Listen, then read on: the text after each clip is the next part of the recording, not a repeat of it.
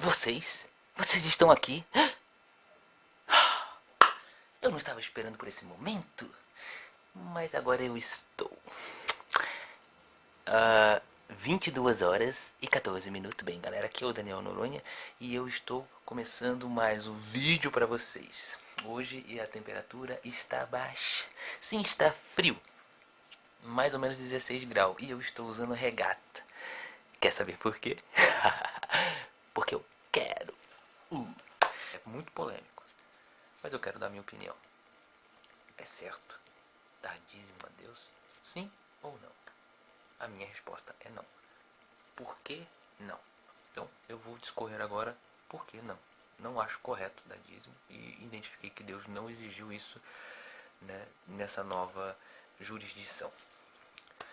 Lá atrás foi ordenado a Moisés que fizesse na terra o que estava no céu. Ele fez uma figura. Depois o templo foi construído e Deus ordenou que desse os dízimos e levasse as ofertas.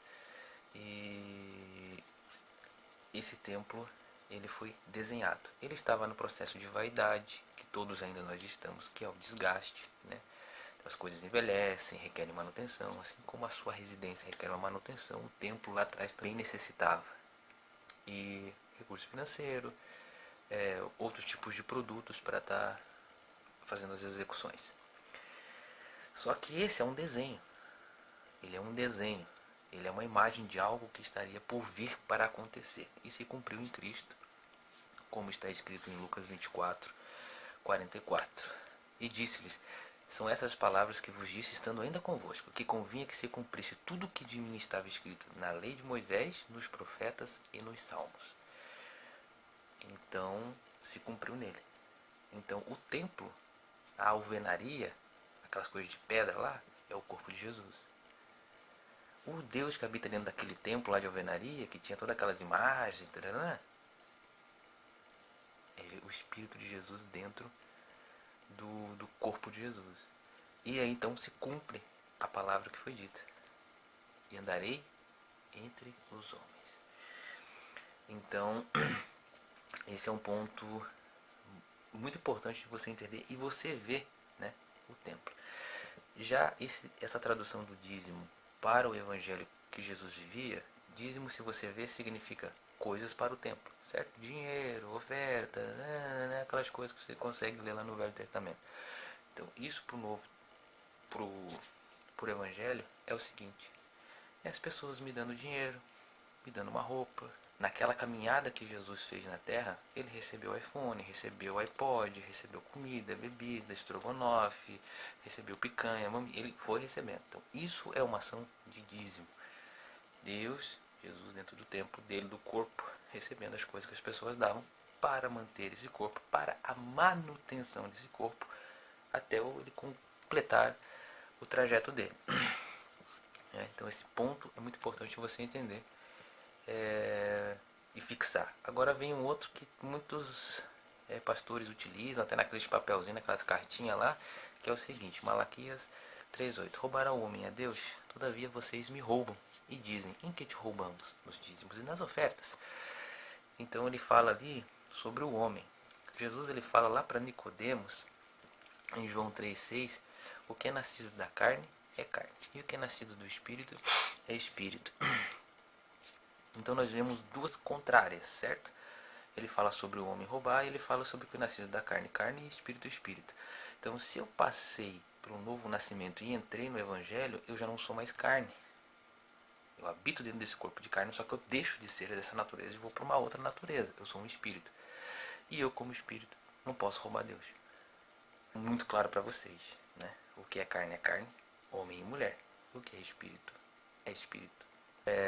Por que também não dar dízimos? Outro fator. Jesus respondeu e disse-lhes: vou derrubar esse templo e em 3 dias o levantarei. Disseram, pois, os judeus: caraca, mano, em 46 anos foi edificado esse templo. E tu levantará em 3 dias. Tipo assim, cara, que construtora tu tem pra levantar, cara, esse templo em 3 dias, né? Vou fazer o World Trade Center em 3 dias, né? E aí vem a resposta do Espírito Santo, que estava habitando em João, no tempo dele como apóstolo, após a morte de Jesus, falando, né, escrevendo a carta de João, que é uma carta de evangelismo aos judeus, né, colocando a resposta. Mas ele falava do templo do seu corpo. Então nós temos uma passagem lá atrás, que é aquela de Jericó. Provavelmente as pessoas conhecem, né? Foi dada uma ordem para derrubar, foi derrubado. E foi lançado 2 maldições. As pessoas foram lá, reergueram, e as 2 maldições caíram sobre a cabeça daqueles que edificaram. E o entendimento disso foi uma ordem que veio através de Deus em Josué para fazer a derrubada. Mas depois o povo foi e construiu.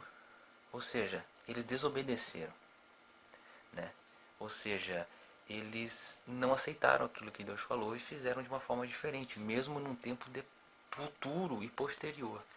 Então, essa tradução, trazendo para agora, como uma ordem, né, da parte de Jesus, ele está dizendo assim: eu vou derrubar esse templo que vocês demoraram 46 anos para construir, né?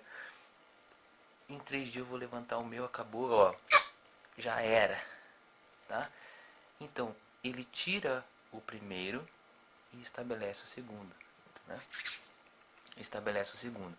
Então, se ele derruba o primeiro, como derrubou Jericó, acabou o dízimo, acabou a oferta alçada, acabou aquela coisa de consagração interna, de ter que só orar indo até a porta do templo, até dentro do templo. Acabou isso, porque ele derrubou o primeiro. Porque se tivesse espaço para o primeiro, ele não derrubaria, ele deixaria o segundo de lado. Mas ele tira o primeiro e coloca o segundo, né? E esse é um ponto que é muito importante, porque está escrito no livro de Hebreus 10, 8 e 9.